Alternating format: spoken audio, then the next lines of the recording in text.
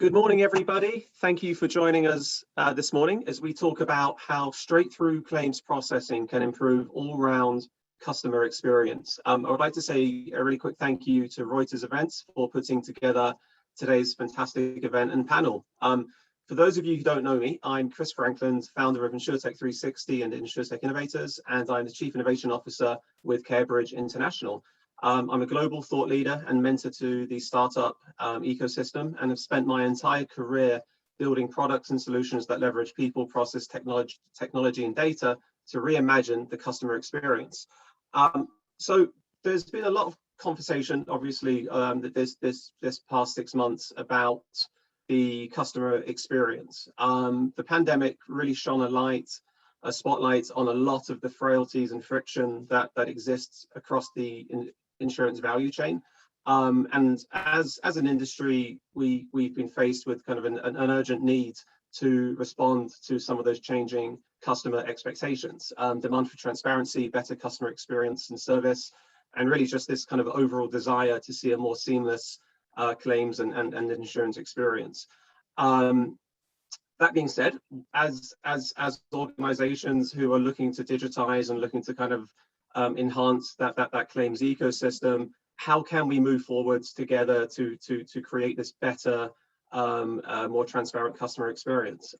I have with me today an absolutely fantastic panel bringing together a wealth of knowledge across innovation, technology, and claims. We'll be diving into how to be proactive and get ahead of customer needs from first notice of loss to claim settlement. We'll be looking at AI and technology. How do we leverage people and technology harmoniously across the insurance value chain? And also looking at low touch to no touch. What does that journey to fully automated claims look like? And where and how can you get started? Joining me today as we discuss all of the above is, as I said, a fantastic panel. We have Amit Khanna, the Senior Vice President of Claims at Global Retail Markets, Gwen Olsen, Enterprise Claims Strategy, AVP, American Family Insurance, and Erin Wilson, the Enterprise Business Developer Manager of Insurance at Zipwhip. I would like to remind everybody to please line up your questions for the end of the session, as we'll be answering those with the panel. And please also submit those via the Q&A app, not directly into the chat window, and we'll get to those, as I said, at the end. So Amit, I would love to welcome you and over to you to share your comments. Great. Thank you, Chris, and thank you for having me. This is an amazing panel, like you said, so I feel in very great company here. I would say I'll start with something that you left off at, which is just the customer journey and the customer experience. I think I've been in the insurance industry and with Liberty now for 17 plus years, and what I've always heard, or we've heard from the industry and from our own customers, is just the complexity of the claims process and how it's not easy, and the friction, like you said, that you deal with.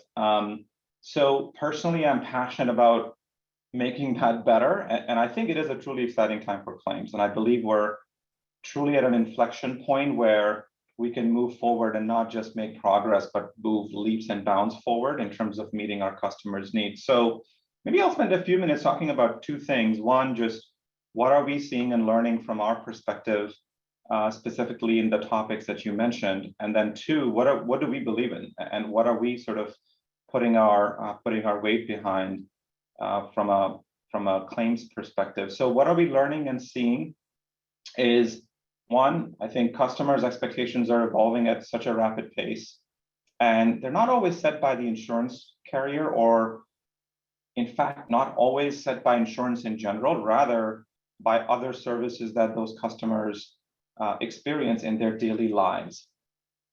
They expect things to be easy, accurate, fast, and proactive. They do expect that proactivity in terms of being taken care of, more so now than maybe even before. And I think it's important to ensure that we meet that need and we beat those expectations consistently so we can retain our customers. So as claims professionals, we are in a special profession, I believe, where we get to deliver on the promise that we sell to our customers. So the way we go around doing this is also going to change. And so for us, our adjusters' experience is also very top of mind. and how they do their work is very top of mind. I'll give you an example. As we see in the auto space, adjusters spend anywhere between, I don't know, 50 to 70%, maybe 2/3 of their time collecting data information on claims, depending on the type of claim, and the remainder of the time on evaluating, estimating, making decisions, communicating, and taking care of customers. So you just think about the time spread, and so ensuring that it is easy, fast, accurate, and proactive for our adjusters is as critical as it is for our customers. So we see those two things really as super critical. And lastly, in terms of what we're learning and seeing, the pandemic has really accelerated the need and pace for digital investments in delivering that service. And we, for one, have definitely seen a very significant increase in customer engagement across all digital interactions over the past 12 to 18 months, and it's not turning back. So I think customers, just by the nature of a forced experiment during a pandemic, saw the benefit and are asking for more. In terms of what I believe and what we believe, I think it's a few things. One, and you mentioned this, Chris, advancements in digital AI, machine learning technologies, I think are making it possible to deliver on those high expectations more so than before. Just to be clear, it's not like we've not been using AI machine learning for specific use cases for some time. We actually have seen that and we've been doing it, but it's been on very specific parts of the claims process versus transitioning to a more holistic use across the entire claims process for certain claims, for example. So we think of it as just how do we sort of start, and what we believe is you have to start with truly reimagining the processes of claims via a customer journey lens. What are they going through in that process? And I use that very intentionally because it's important to think about that as the starting point and then define the data analytics, which is the second pillar, the technology, the machine learning, the modeling capabilities. And then, of course, I firmly believe you have to be people-centered in this endeavor, because at the end of the day, the promise we make is to a person or a business to be there when they need us most. Two things I think that'll differentiate, that we see or we believe will differentiate, is one, just the data itself and the modeling and analytics capabilities, and two, the ability to bring that together quickly. The second thing I think is we do see our vendors and partners playing a bigger role than they probably did. And so we think of that as an ecosystem and how those things connect and bringing the whole to bear. And I think that'll be an important sort of mind shift for us. It's all good until you sort of start doing this work, and that's where the complexity comes in. And it's still pretty high. I would tell you that we're a large carrier and we serve millions of customers, and we have multiple products. So it's not an easy landscape. And so working through that is challenging. In fact, I mentioned data and modeling analytics capabilities as a differentiator. It also is one of the challenges in how you sort of extract that to be able to leverage it to deliver on that expectation of fast, easy, accurate, and proactive.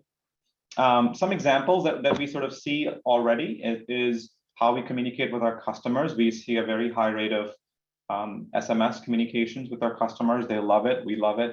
And just the response rates and the speed of communications is much faster.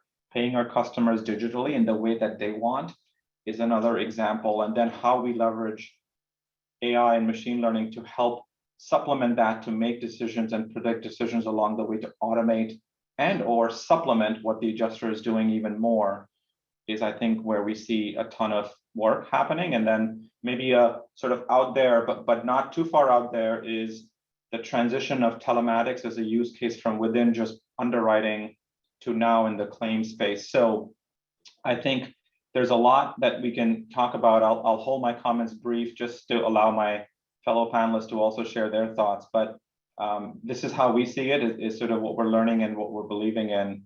And so I'll end with where I started, which is I believe we're at an inflection point and a good one. And I think we can take advantage if we do things well. So I'll turn it back to you, Chris. Amit, thank you so much for your thoughts. Covered a ton of really pertinent material there. I think your comments about helping our own teams work more effectively is so critical. And the focus, I know we're focusing on the customer experience, but providing those tools and platforms for adjusters and our teams to work more effectively is a critical path to kind of building that better customer experience. So thank you for those comments. And again, I would just remind people, please submit your questions to Amit through the Q&A feature, and we'll get to those a bit later. Moving swiftly on, I would like to introduce Erin Wilson, again, the Enterprise Business Development Manager at Zipwhip. Erin, thank you so much for being here. We heard Amit talk about SMS and kind of the new channels that we're seeing emerging. Would love to get your thoughts on that and kind of this emerging shift in customer expectations. Sure. Yeah, no, I loved everything Amit shared, and I'm revved up. I'm ready to chat now. That really excited me. So my name is Erin. I'm with Zipwhip Texting. I'm the Enterprise Business Development Manager, and I grew up in insurance. It's a little bit about me. My family owns an insurance firm in Michigan. It's about 85 years old. It was started by my great-grandfather on his bicycle in my hometown. So my insurance is, or my DNA is in insurance. I was in an insurance office processing renewals and entering data before I can even remember. So that's kind of my history. And in my adult career, I've worked with large North American insurance carriers, helping them implement text messaging as a means of expediting and automating insurance workflows. And it's across, claims specifically we're going to talk about today, but also sales, billing, HR. There's so many use cases across the insurance industry that immediately benefit from texting and using it as a means of leveraging automation. So really quickly, I will share with you a little bit about your customer expectations and where texting falls into that as a form of communication, as a technology and a communication method to leverage for automating things throughout the claims cycle. And then I'm going to dive into a case study about actually one of our customers, one of the largest North American insurance carriers in the P&C place, how they've implemented texting and automation throughout the claims process.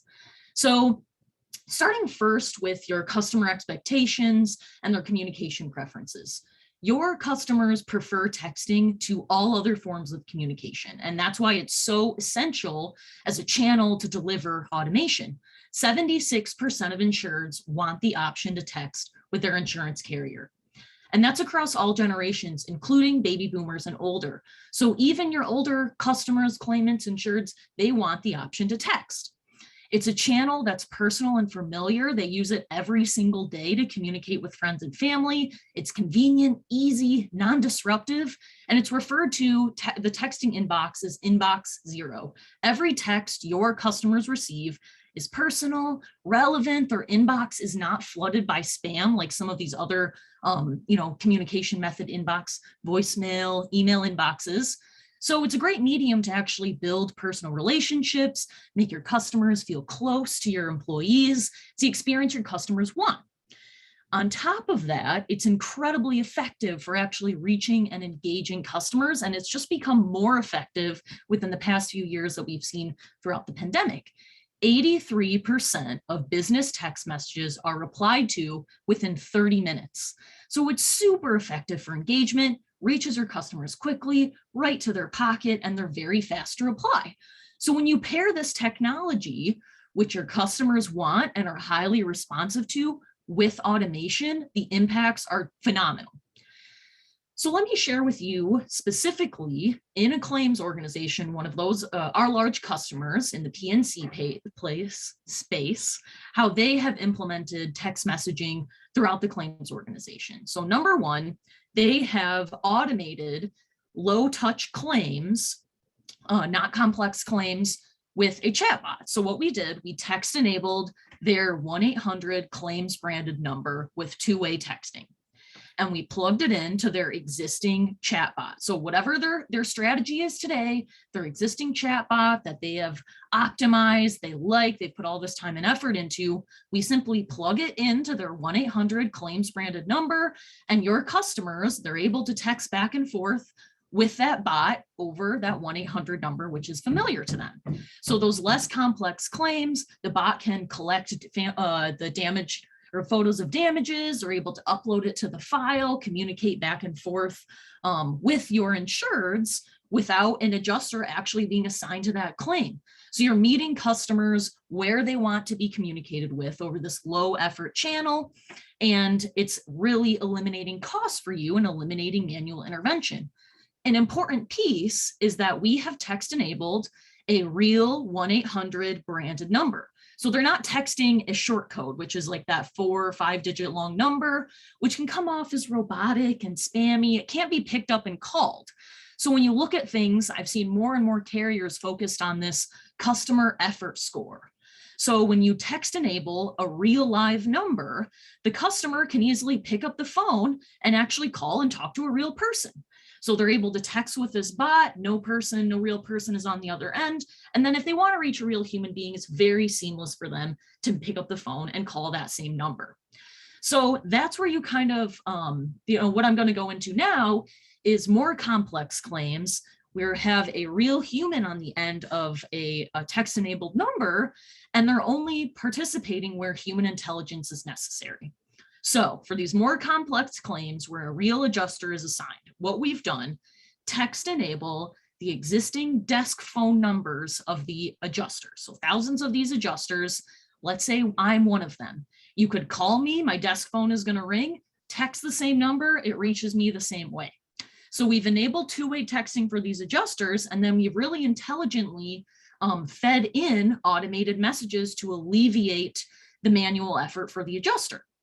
So for example, first notice of loss is received, the claim is assigned to an adjuster, and immediately ZipWhip triggers a text message that says, hey, this is Erin. I'm reaching out about claim XYZ. I'm going to need this and this from you. You can, opt out if you'd like.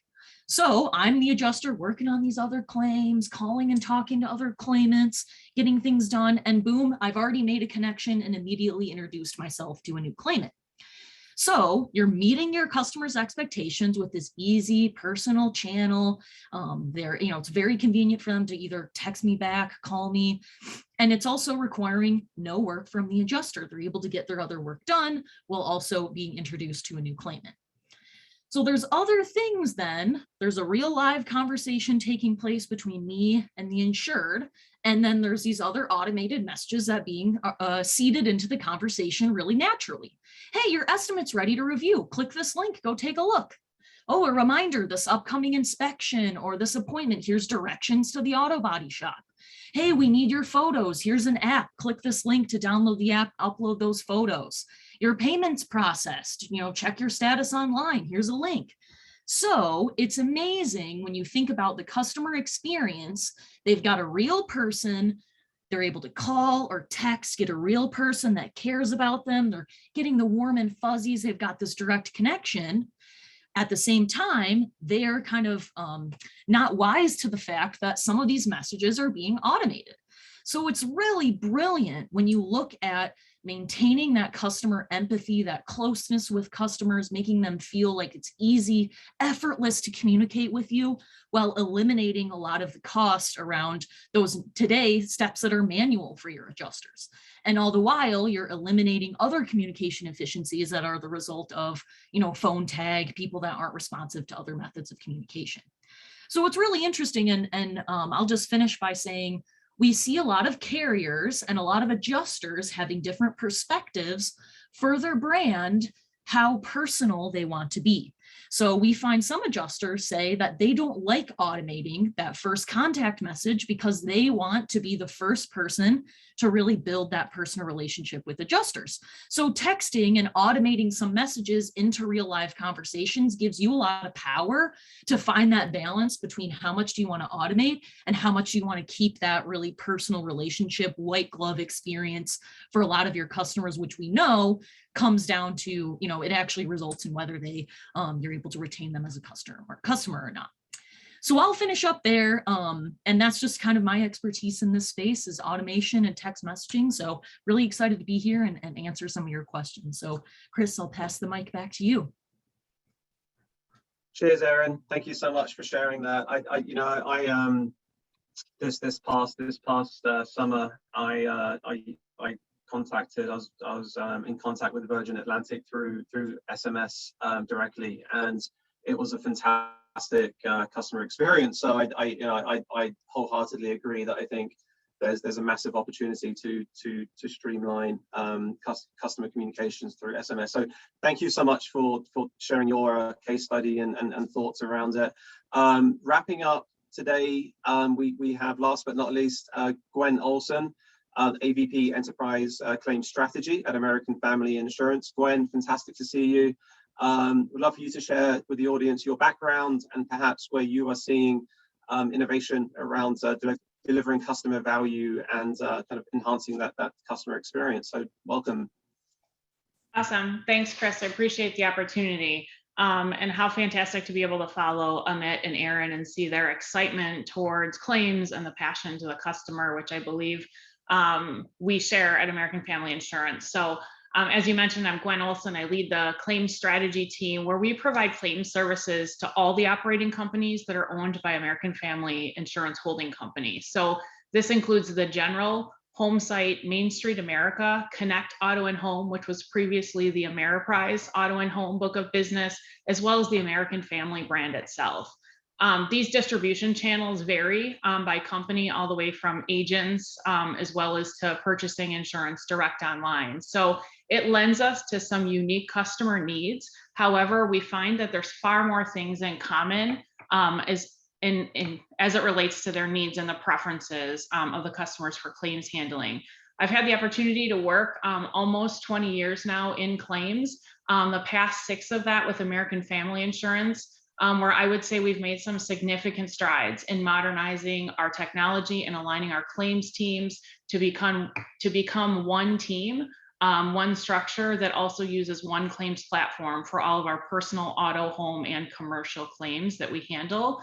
So I'll cover today a little bit about us as a claims company and weave in how we're approaching the customer's evolving needs as we look to the future. So our claims services team is really, we feel, leading an industry paradigm. As Amit mentioned, this is an exciting time to be in claims with a lot of opportunity out in front of us. We really center our efforts around customer value, which is a significant departure from how we've kind of approached things in the past, where we looked more specifically at how do we become more efficient, or how do we find those speed to settlement nuances to just make things faster for the customer. So a tweak that we think is very important and that will distinguish how we approach claims settling in the future. Our intention is to really fundamentally change the claims experience for our customers and really redefine what indemnification is in the industry. Our mission is to be the wicked smartest and most customer-driven claims organization in the industry. We calmly and quickly support the customers, help them regain control and stability in the face of a loss. It's really the job of our claims strategy team to position our company well for the future. One of the things we do is that we use a unique blend of business development, design, and claims expertise to create the strategic pathways and navigate the uncertain future, but position us to a place of leadership. We have 4 teams that really focus on how we achieve our mission. It starts with a business design team. So they're responsible for advancing the claims process and this includes the development of some exclusive and new capabilities. We also have a strategy execution team, and they're responsible for the integration of partnerships and internal capabilities so that we unlock value beyond what the American Family Enterprise has to enhance our reach to the customers. So this is with some of the ventures, some of the startup companies, as well as some of the longtime partners that we've had in the industry. In addition, we have a research team. They're responsible for sourcing new opportunities to increase the customer value through market research. This can be by way of new processes, new partnerships, or even new functionalities. And then last but certainly not least is we have a design team that's focused to really blend both design and futures thinking to provide a more holistic perspective that we need to meet our customers with unparalleled value in a future that unfolds. So as I think about how we really contemplate the customer's needs, we have to recognize that some of that is based in the technologies that we have or that we don't have but need. So we're building a single claims technology architecture that really supports all of our customers in this environment. And we have an emphasis on digital offerings, but also personalized service that's derived from the data and the insights about our customers. So the architecture we'll use to support customers to restore that calm and quickly help them regain control and stability. But in addition to that, how we do it is really where we come in, and we want to be smart about our choices. So we leverage digital offerings from the rising insurtechs, some of our partnerships, as well as some of the things that we're building internally. Our industry-leading digital offerings are the result of unwavering dedication to provide the best solutions for our customers. And our approach to including this design and futures thinking that I mentioned really pushes us outside of our typical mindset of just making these iterative improvements to our process. So even some of the things that Erin mentioned, just how can we think differently about solving customer problems and meeting their needs? So instead, we're really more of a design based on non-insurance influences that impact our customers. We recognize that insurance, claims in particular, and our processes aren't necessarily top of mind for our customers, but once they need us, they need it to be simple and they need it to be as easy as possible. So understanding what's common and known to them and emulating this experience where we can allows the customers to navigate the process with greater ease. And as I think about how we can bring in AI into this equation, there's certainly that balance, right, that was mentioned earlier. So we've created a couple of years ago, really this shared vision of what the claims experience should be. And we really had our sights set on what we wanted to be in 10 years. But as we embarked on the journey toward the vision, we recognized that we don't have 10 years to get there. We need to move faster than that. There are things that are changing so quickly, and we need to remain adaptable throughout the process. So as we use this initial vision as our foundation, the claims experience we're designing for our customers is constantly evolving to account for emerging technologies and shifting needs, and frankly, even what the pandemic has done in terms of our expectations of ourselves, as well as what our customers' expectations and their safety being top of mind. One of the things we've recognized that if we're not exploring the future possibilities, you're assuming that there's continuity. And we all know that this isn't the world that we live in. So we must be adaptable, and we need to anticipate the needs of our customers. And because our customers aren't familiar with the claims process, most of the time, they're not going to have an experience that they can really articulate for us.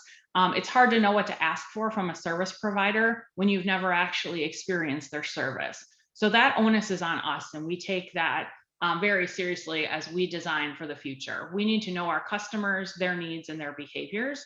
And this is really what informs when we engage our talented claims advisors versus when we allow technology and automation to streamline the process.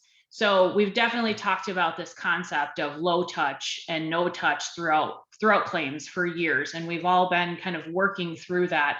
And we've started to kind of shift, I think, that paradigm, or how we refer to that. We talk less about low touch and no touch as much as we're talking now about the smart touch. So recognize that we can best serve our customers with a combination of building, buying, and partnering on different opportunities. There's really no future that avoids risk, but customers will always find solace in service that mitigates the risk for them. So the way in which we provide those services to our customers is where we find the competitive edge, providing customer value not only for today's customers, but also those of the future, is central to every thought, every design, and every partnership that we move forward with. So again, I would just reiterate, as Amit stated, it's really an exciting time for claims. I'm excited more than I've ever been in almost 20 years to be part of an amazing team and in an industry that can truly make a difference. We have a great opportunity in front of us to really change the process for the better, both for our customers and for our employees. So with that, Chris, I will turn it back to you so we can continue the discussion on this topic. Thank you so much. Really, really interesting stuff. And I loved your comment about smart touch as opposed to perhaps more kind of segmented low touch, no touch. Smart touch, I think is a great way of putting it. So thank you to all of you for your comments. I think that was terrific. We have some questions coming through from the audience. I would just urge people, get your questions in whilst you can through the Q&A widget chat thing in Zoom, and we'll get those posted to the panel. So I would like to kind of start, Erin. Perhaps a question for you. Thinking about the SMS channel, and this is actually a question from the audience, Chris Corella.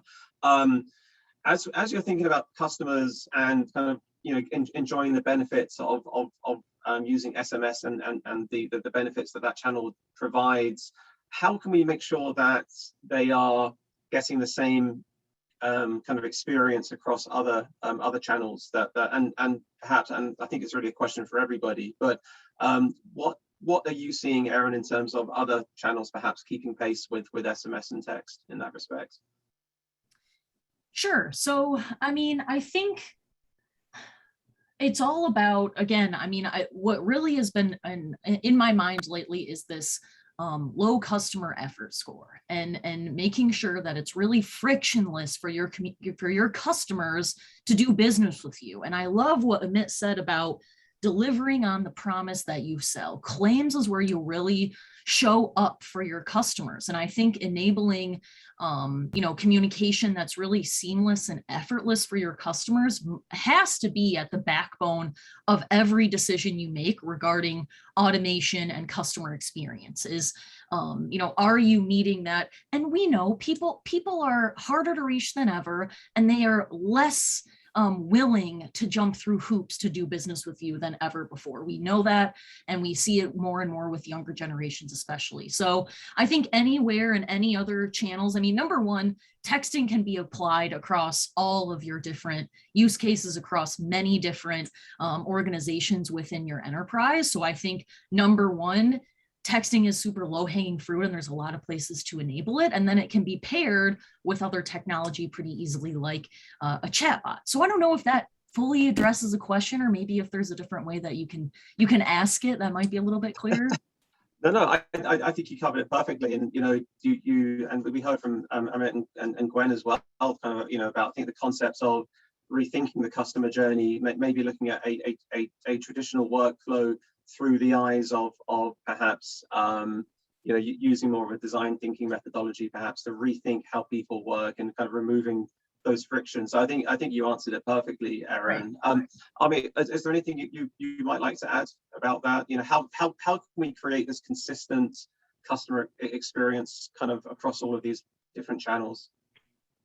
Yeah, I think it's a great question, and I think this goes back to a little bit of what Gwen touched on, and I think we're using different words. She said smart touch, and we've definitely, I'm not a fan of, maybe this is the wrong webinar to say this, Chris, but I'm not a fan of straight through processing, because it feels internal focus. It feels inside out versus look at from the customer lens, who is really looking for, what is my journey with you? And so I think from a process reimagination perspective, we've really started to look at it from a customer journey lens and say, what are the customers going through, and challenge ourselves to think about the interactions that way too, because there are many interactions which, while they lend themselves to SMS or texting for certain things, there are conversations to be had, especially when there are needs like, I just need to get medical help, and I just need to be able to get into a place because I can't live in my current home, right?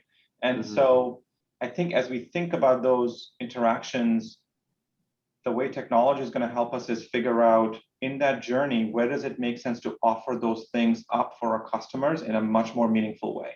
I think Gwen mentioned, like, click here to call. If we know it's a highly likelihood that they need us right away, offering that option at the right time for them is a game changer. It's not easy to do, but they always have the option to call us. But is it available to them at the point where they said, I wish I could talk to somebody a little bit more about this? And you say, yep, you can.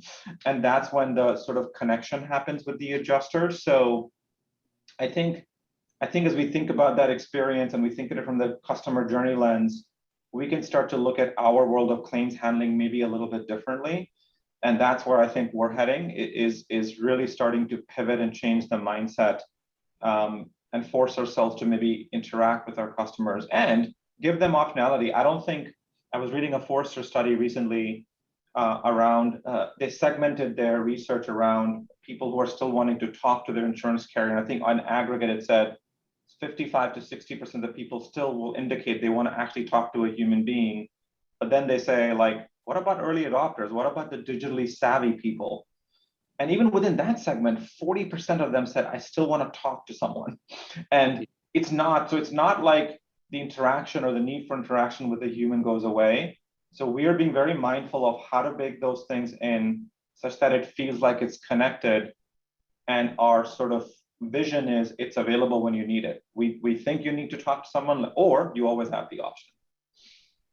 Thanks, Amit. Yeah, no, Erin, I think to echo some of the comments you made during your session, kind of meeting the customer where they want to be met, right? And that's something I think we've heard a lot about over the past year and a half, where we're all wearing multiple hats. Everybody's kind of doing a lot of home with the kids, or you're trying to work, you're trying to do a lot, juggle a lot of different obligations and responsibilities. Having the ability to fire off a text message instead of having to sit on hold with the phone while you're trying to make dinner, I think is a massive plus. Gwen, anything you would like to add, kind of more, maybe perhaps expand a little bit on the smart touch analogy that you use, which again I think is brilliant, because you're blending that human and technology component, right?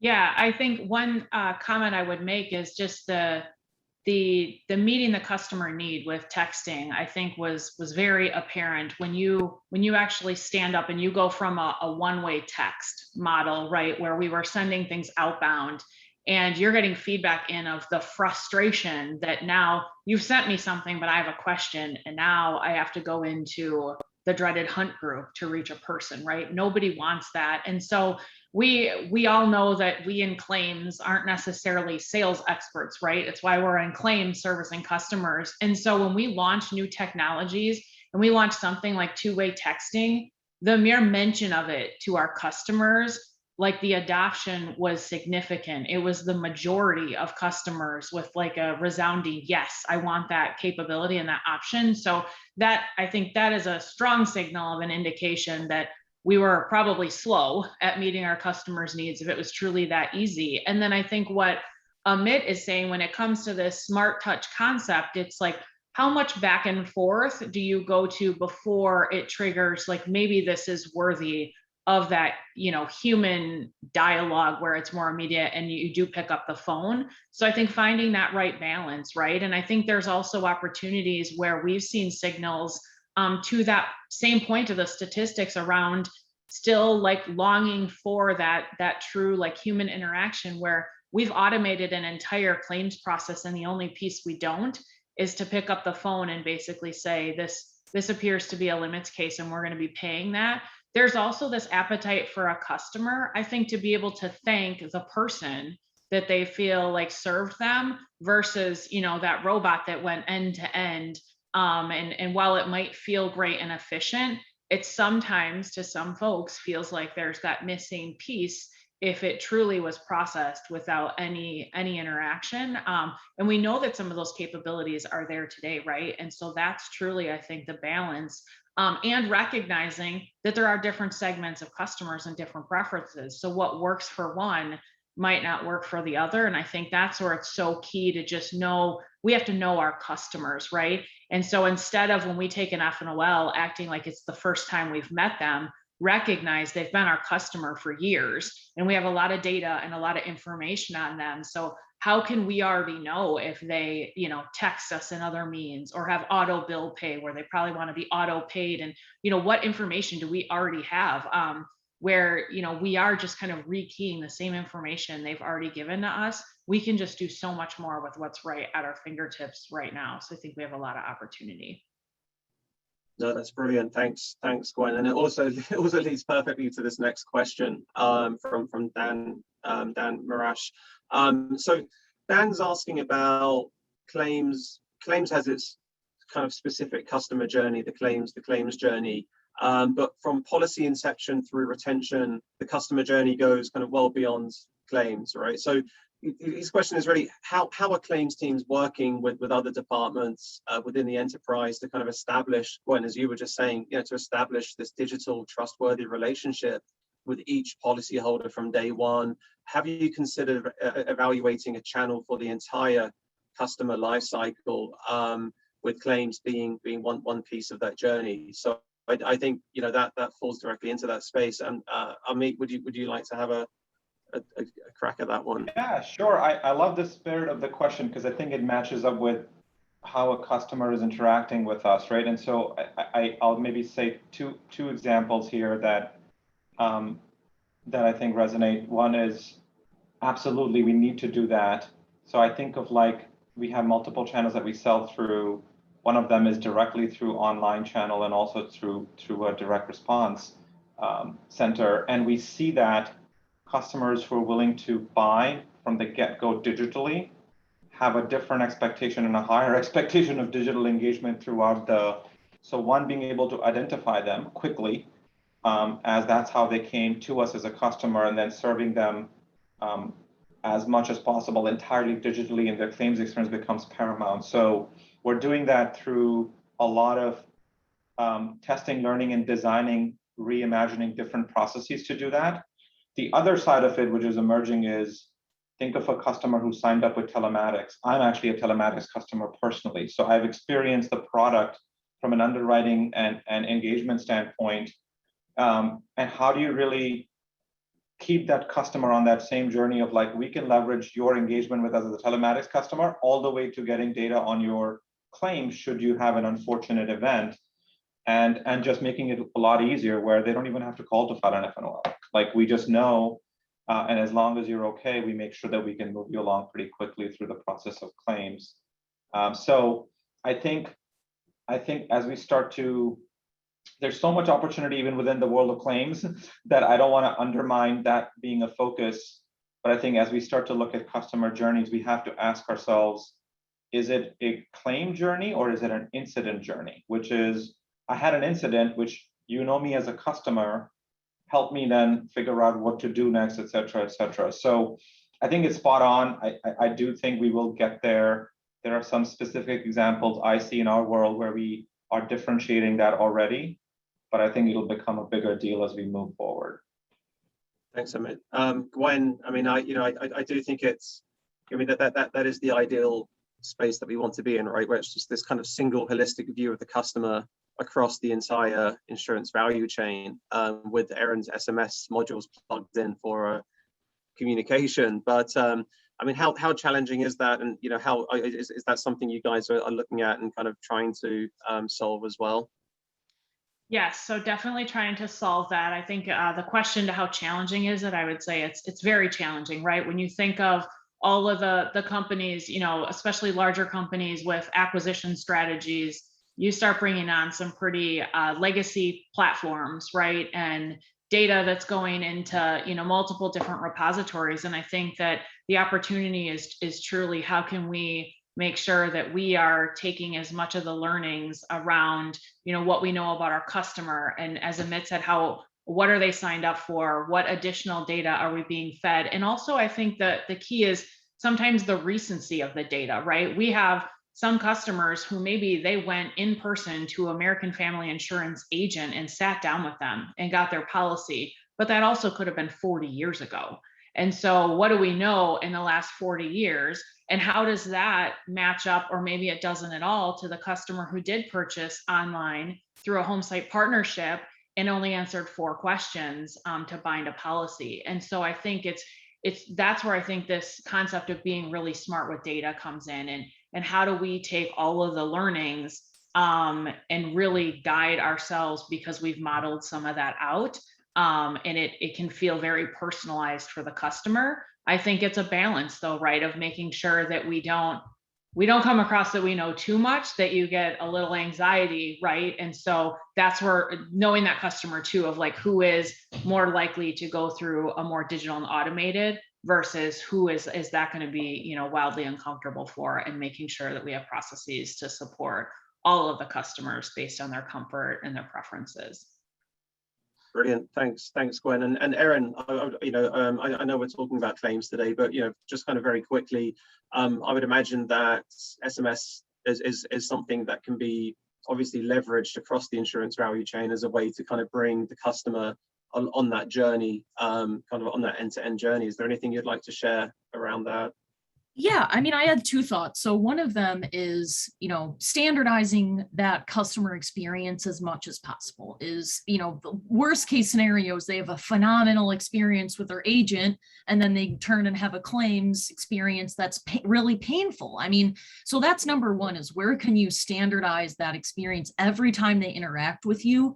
How can you kind of make sure it's that really low effort and awesome experience, and utilize the same technology as much as you can to make that the case? And then my other thought is, I think when you're thinking about leveraging technology and working with vendors, as much as you can utilize enterprise-wide vendors that are able to enable that experience across your organization, that's where you can really map. So for example, texting, where are your customers receiving texting at wherever they're potentially engaging with you? Are they getting, inundated with text messages all day, every day, because you're pinging them about this from the billing team, and then, this team is pinging them. So those are the type of things, working with one vendor on one specific technology, you can really map and understand across the organization, how is this technology being leveraged and what's the true customer experience, rather than breaking it up and, kind of making it more difficult for yourself to make sure that that process is standardized.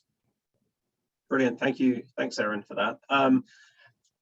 So a question here, which I think we hear fairly frequently, and I don't know if there's a specific right answer for it. So a question from Trevor. Can Amit and Gwen share any tips for helping associates buy in to leveraging technology to reduce and eliminate mundane tasks? So, thinking about automation, thinking about the elimination of some of these mundane tasks, is how do we bring people, associates, on that journey when perhaps there is still a perception of automation being a threat to job security, layoffs, and so forth? How do we kind of change that narrative? Gwen, I'll start with you this time. Sure, sounds great. So Chris, I think you somewhat maybe even answered the question in the question, is I think you bring the folks into the process. I think that the claims adjusters and those who are working on the front line, it's for a reason, and that's that they want to be there for the customers. And when they are part of the process and part of the design on how they can truly do what matters and be involved when it truly is to the value of the customer, they'll sign up for it. And they sign up for it wholeheartedly, and they become your change agents right back out in the front line, which I think in this virtual environment, we need more than we ever have before to have that buy-in from them. But I think it really starts to show like who our adjusters are, because certainly they don't want to lose their jobs, right? But if we can manage through some of that by just not replacing as we experience turnover, and they can truly be part of those experiences. That one example I gave earlier, where you're now the adjuster who made that call, and literally the only thing you did on that one file was to greet the customer and also explain this is your limit, and the text already went to you for you to sign up for an electronic payment, whether it was EFT, Venmo, or PayPal, whichever your choice. I mean, that's a great experience that they'll sign up for every day. So I think get them involved early and often, and rotate the folks.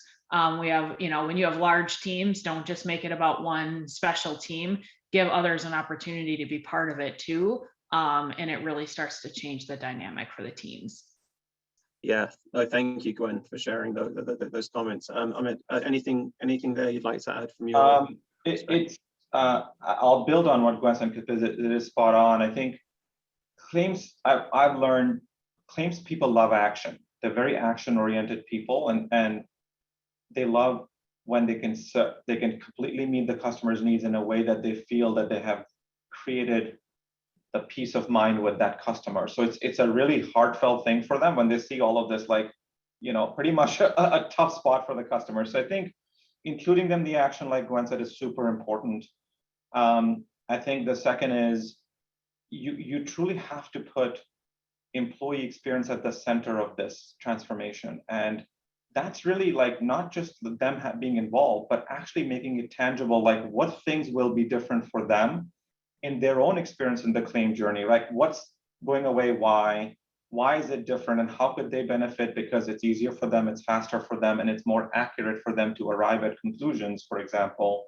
The third, I think, is bringing people along with a narrative that you can support and be honest, like be transparent about where the organization is heading, why, and just having that conversation in an open way continually with people helps. And I think it's not sort of the top of the organization talking, right? It's literally those people who are doing the work, builds a lot of momentum around this. It's not easy to do, but I think those are the things we look at. I would say this is never a check the box. For us, this is a constant thing to say, let's obsess about the employee experience as much as we do the customer experience. Let's make sure they're involved, and let's make sure that they're coming along the way in measurable ways. And they know that the action is happening in their benefit. I think somebody mentioned two-way texting. If you didn't make it easy for the adjuster, and we learned the hard lesson that even though the technology was there, but it wasn't super easy for the adjuster to do things with it, they were not going to jump on ship. But once we got there, they were super on ship. So I think that's an example of how to make sure that you do that. Thanks, Amit. And Erin, I think you mentioned earlier statistics, 76% of customers prefer texting with the carrier. I suppose kind of flip that with the carrier themselves, right? Are you seeing a similar statistic from internal employees who would rather communicate with SMS? So I have loved the story. I was on site visiting a customer of ours. I was working with their distribution team. So I was meeting with a bunch of agents, and it happened to be a call center where there's hundreds of these adjusters working there. And I was wearing my ZipWhip badge. I'm just standing in this elevator on the way to lunch, and this guy looks at me and he's like, "ZipWhip? Oh my gosh, are you with ZipWhip? You have changed my life. My job is so much." It was like the highlight of my career to get this. I was like, had this fan that was so excited. It was awesome. And so we get this positive feedback about how much it changes and eliminates a pain that your adjusters are feeling day to day. And around the adjuster experience, so I've shadowed claim adjusters using our technology, just hours I've spent shadowing them. And these people are very, very smart. They are the experts in these workflows. They're the experts in what the customers are actually experiencing and what they actually have to say.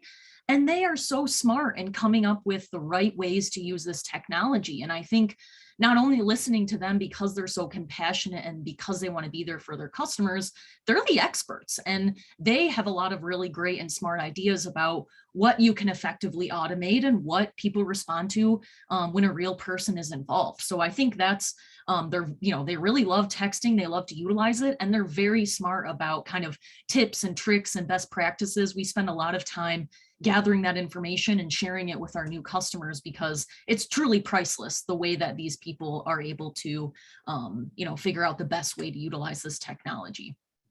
Yeah, thanks, Erin. I think it's awesome to hear that type of validation from the industry itself. So we've been talking a lot about being proactive with the customer, and I think especially when it comes to claims, kind of creating more of a proactive as opposed to a reactive customer experience. What does that mean in terms of how frequently are you updating or reaching out to a claimant in that claims life cycle? And is it now more of a question of kind of quality versus quantity? So when you are reaching out, it's with a defined purpose and a defined goal. Amit, are you seeing a shift in kind of frequency in terms of how frequently you're now engaging with the customer during that process? Absolutely. I think frequency and quality both, Chris, is there. I think customers today get inundated with so much coming at them, not just from their carrier, that the claim is a part of what they're feeling, right? And so we we view as the customer communication part of this is a super sort of critical solve for us, because there are requirements in the claims process that essentially, because of regulatory requirements by state, you're required to communicate certain things in certain ways and in certain mediums, and it's just the nature of regulatory requirements that this is not a critique, but it's just that it takes time for that to catch up to the digital world. So you're still doing things like sending customer letters with very specific notifications, et cetera, et cetera. So I think we have to really, like, what we have done is said, hey, we need to look at this holistically and say, where is it? And where are the most meaningful interactions? Digital helps because you can lay out the process of claims visually and lay out where you need their help and where you will communicate with them, which is once the claim has been registered and accepted, we've made the coverage decision. How do you make sure the customer understands where we will engage with them? And I think for us, it's a really important thing to have a consistent experience there. So how do we leverage our technology, whether it's our app or other things, but we're really heavily pushing our app right now. Like, what does that look like from a mobile phone perspective experience for our customers? So not solved yet. This is a big challenge for us, Chris, but I think if we don't, then it becomes even harder. So I love the question. Yeah, I think it's really a good one for another panel session on another day. I mean, Gwen, anything you'd like to add to that? Just a couple comments. I think staying grounded, and Erin mentioned this earlier on the customer effort score really being the focal point. And then I think how we leverage data and how do we find consistencies around what was our process that led to the high scores, what were the process that led to, you know, any consistencies where we have some opportunities. And I think we absolutely have all of the regulatory piece to manage, but I see that as a bucket of somewhat like uncontrollable, right? Or at least there's not an immediate change that we should be expecting coming out of some of that. But I think we're still finding that there's a lot of things that are within our reach, that are controllable. And those are the things we can try to make a difference and really streamline that process for the customer. So you have some of that continuity. And that's really what we're focused on now, is just those opportunities that are right out in front of us that we can influence. Recognizing though, there are definitely those compliance pieces that don't necessarily feel like they fit, but we still have to be compliant, and so we can't change that. But there's still a lot out there that we can do. Brilliant, thanks, Gwen. And I'm glad you both mentioned compliance and kind of the regulatory side. I mean, we had a question about that. I don't know if we have quite enough time to answer it this time, but obviously there are constraints that you work around. But the idea of having kind of this lean process approach and methodology, I think does open up a lot of doors. Erin, I think, with a couple of minutes left, I would just like to maybe ask you, what do you see next in the kind of the non-voice to voice channel? SMS is obviously a big one right now. Are you seeing other potential ways for customers to engage moving forwards? Yeah, well, I think as far as what's on the horizon for SMS particularly, you all might have heard about the new text messaging protocol that's kind of on the horizon called RCS, or Rich Communication Services. So basically, there's a massive upgrade coming to SMS infrastructure, which is now a 20-plus-year-old technology. And what it's doing is making text messaging a lot more robust. So you might be familiar with iMessaging on your phone, where you're getting, is read. You can see when somebody else is replying. You can do a quick text to reply back. If somebody sends you a link, it comes with a nice image, or you can do inline payments, inline videos. So text messaging itself, this technology that's very old and very proven, is now being, even further innovated with with ways to make it even more effortless and easy for your customers. So it's pretty amazing. I mean, that's what I see as far as the future of text messaging particularly. And I think that just opens up a world of possibilities for how you can continue to leverage texting. And I think it makes texting a different beast, really. So I'm really excited. The next couple of years, I think you'll be hearing more and more about RCS. It's something they have to standardize among carriers. And so it's complicated, but go out and research it. I think you'll want to be in the know about it. RCS, it's awesome. called. RCS. Erin, thank you so much for that. I think that's a fantastic way to wrap up today's panel. Amit, Gwen, Erin, brilliant. It's a pleasure being here with all of you and kind of hearing your thoughts. And thank you to everybody for tuning in, listening, and sending some really thought-provoking questions. So cheers, everyone. Take care. See you all soon. Thank you. Thank you. Have a great day. Thanks, everyone. Bye-bye.